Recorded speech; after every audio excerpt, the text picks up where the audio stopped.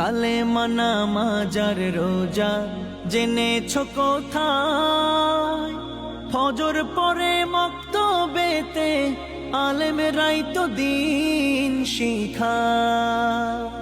বিচার যেদিন হবে আলেমরা দাঁড়াবে, বিচার যেদিন হবে আলেমরা দাঁড়াবে, করবে সম্মিলিত বিরোধ। কিভাবে পার হবে পুলসিরাতের পথ? কালেমা নামাজার রোজা কোথায়?